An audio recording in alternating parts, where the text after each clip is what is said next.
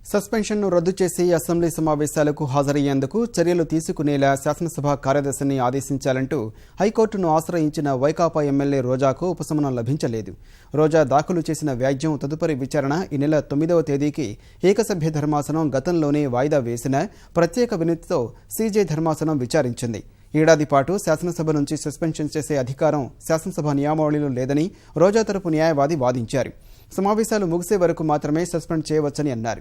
5వ తేదీ నుంచి జరిగే శాసనసభ సమావేశాల్లో పాల్గొనేందుకు వీలు కల్పిస్తూ మధ్యంతర ఉత్తర్వులు ఇవ్వాలని విజ్ఞప్తి చేశారు. ఈ వినతిని తోసిపుచ్చిన ధర్మాసనం ఏకసభ్య ధర్మాసనం వద్దే వాదనలను వినిపించాలని సూచించింది. ఆ తర్వాత ఏకసభ్య ధర్మాసనం ముందుకు వెళ్లగా వాదనలు వినేందుకు న్యాయమూర్తి నిరాకరించారు. తాను 8వ తేదీ వరకు అందుబాటులో ఉండనని చెప్పారు. సాయంత్రం 4 గంటలకు మరోసారి వాదనలు వినిపించకపోగా న్యాయమూర్తి తీవ్రంగా స్పందించారు. తన పరిధిని సీజే ధర్మాసనంలో ఏ విధంగా ప్రశ్నిస్తారని నిలదీశారు. ఇప్పుడు ఎలాంటి ఉత్తర్వులు ఇవ్వలేనని 8వ తేదీ వరకు అవకాశమే లేదని స్పష్టం చేశారు.